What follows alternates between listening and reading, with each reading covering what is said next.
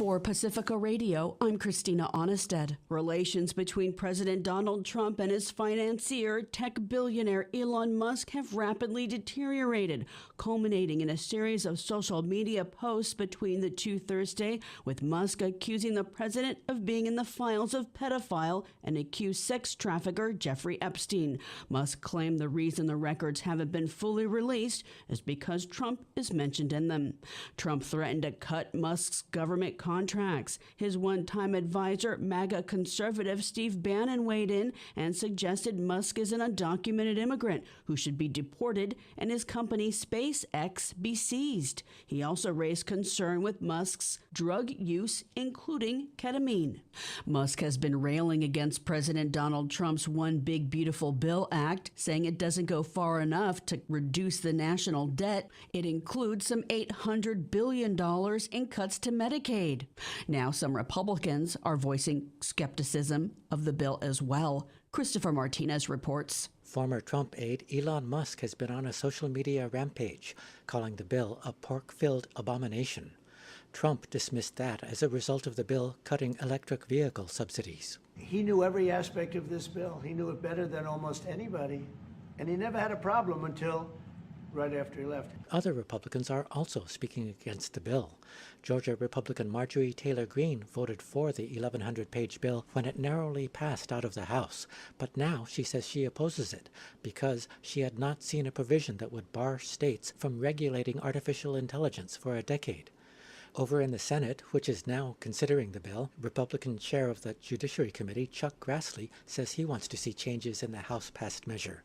In particular, he's looking at a provision that would bar courts from using federal funds to enforce contempt orders, a provision that Democrats plan to challenge under Senate rules. Senate Democratic leader Chuck Schumer calls that provision a get-out-of-jail-free card for Trump. He says Trump is not a king. The Republican so-called Big Beautiful Bill will effectively place a crown on Donald Trump's head. Also at the news conference, Mike Zamor of the ACLU. The ACLU has sued the Trump administration dozens of times already this year, but we've also sued the Biden administration. We sued the Obama administration. We sued the Clinton administration. We have sued every single administration because governments need to be bound by the law, regardless of what party the president is in. Any changes made in the Senate will mean that the bill has to go back to the House for another vote. I'm Christopher Martinez. Israeli forces killed at least 22 Palestinians in Gaza today, targeting the Jabalia refugee camp in the north, where Israeli forces have issued evacuation threats. Opposition leader of Israel is now accusing the government of arming crime families in Palestine. Israel's Prime Minister Benjamin Netanyahu has admitted to arming a rival Palestinian clan to Hamas. It's been found to loot humanitarian aid. His comments translated by Al Jazeera in a social media post by the Prime Minister. On the advice of security officials, we activated clans in Gaza that oppose Hamas. What's wrong with this? This is only good and saves the lives of IDF soldiers. The publication of this only benefits Hamas, but opposition leader Lieberman doesn't care. Meanwhile, the Gaza Humanitarian Foundation, after reopening 2 aid distribution sites yesterday, shut it down again. Nearly 24 lawmakers have introduced legislation to block the shipment of offensive weapons to Israel. 2 former leaders of the Congressional Progressive Caucus, Representatives Pramila Jayapal of Washington and Mark Pocan of Wisconsin, are leading the effort, along with California Congresswoman Shara Jacobs, who is Jewish. Here's Jayapal. How many more children will we watch burned in flames? How much more carnage do we have to witness as the Netanyahu government uses U.S. taxpayer-funded weapons to kill Palestinians with impunity and to run roughshod over the Geneva Conventions and our own U.S. laws?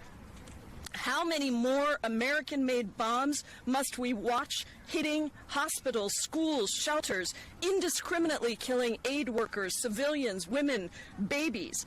How many more entire communities do we have to watch razed to the ground? This has to end. 18 other House Democrats are supporting the initiative, including Michigan's Rashida Tlaib, the only Palestinian American woman in Congress.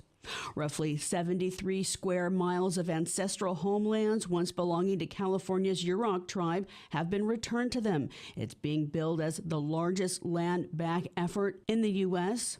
Tiana Williams-Clausen is a Yurok tribe's wildlife department director. Reacquiring landscapes like this allows us to heal, to work towards healing a wound that was inflicted not only on the lands but our hearts when these lands were taken away from us. The land includes important river tributaries, salmon habitat, and areas of cultural and spiritual significance the tribe will now manage and protect. I'm Christina Onnested reporting for Pacifica Radio.